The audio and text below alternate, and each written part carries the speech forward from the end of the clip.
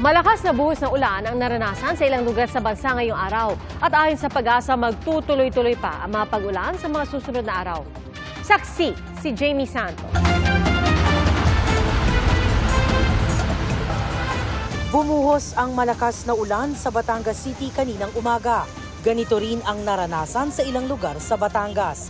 Ayon sa Pag-asa, dulot ito ng localized thunderstorms. Bumagsak naman ang lona ng isang car wash sa lakas ng buhos ng ulan at hangin sa Camarin North, Caloocan. Umabot hanggang gutter deep ang baha pero mas mataas pa sa May Sialito, Zabarte. Dahilan para mapaatras ang mga sasakyan. Ang resulta, matinding traffic. Sa barangay Bagong Silangan sa Quezon City, biglang tumaas ang tubig sa ilog kaya nasira ang isang tulay. Sa Maynila, biglang buhos din ang ulan. Papunta po kami ng school ngayon po, bigla po ng bus yung ulan. Hindi po kasi kami ready. Ang mga nakamotor na inabutan ng malakas na ulan sa Commonwealth Avenue, sumilong na lang sa mga flyover at ginagawang MRT station. Umabot naman ng gutter deep ang baha sa ilang bahagi ng Aurora Boulevard sa Quezon City pasado 3:00 ng hapon. Ayon sa Pag-asa, ang mga pag-ulang naranasan kanina sa Metro Manila ay dahil sa habagat na nagdala rin ng mga pag-ulan maging sa bahagi ng Visayas. Wala naman daw sama ng panahon na binabantayan sa ngayon. Yung na-experience po natin sa ngayon is weak southwest monsoon. So yung nature po ng mga paulan natin, mga paminsan-minsan po na mga light to moderate rains at nagkakaroon din tayo ng mga thunderstorms. Asahan na raw ang buong linggong pag-ulan. Ina-expect pa rin natin na simula po bukas, Thursday, hanggang sa possibly Saturday, magkakaroon pa rin tayo ng epekto ng habagat at pinaka-affected pa rin po itong western sections ng Luzon and Visayas.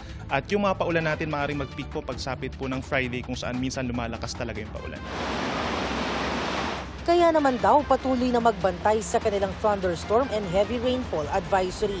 Mainam na raw kasing maging alerto, mag-ingat at alamin ang mga dapat at hindi dapat gawin kung may thunderstorm. Kapag nalaman nila na mayroong thunderstorm po sa kanilang lugar, make sure po na i-turn off yung kanilang mga appliances, lalo na lumapit dun sa mga linya po ng kuryente. Tapos hindi rin natin ina-advise na sisilong sila dun sa mga matataas like mga puno dahil possible po silang tamaan din ng kidlat doon. Napakalaking peligro raw kasi kapag tinamaan ng kidlat ang isang tao.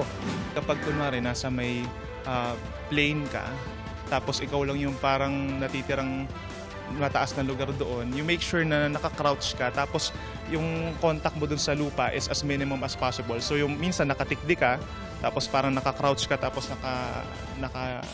parang naka-ganon yung kamay mo, para at least hindi ka direktang tatamaan talaga. Kapag kunwari nakildatan ka man, at least mag-flow directly dun sa ground. Para sa GMA Integrated News, Jamie Santos ang inyong saksi. Mga kapuso, sama-sama tayong maging saksi.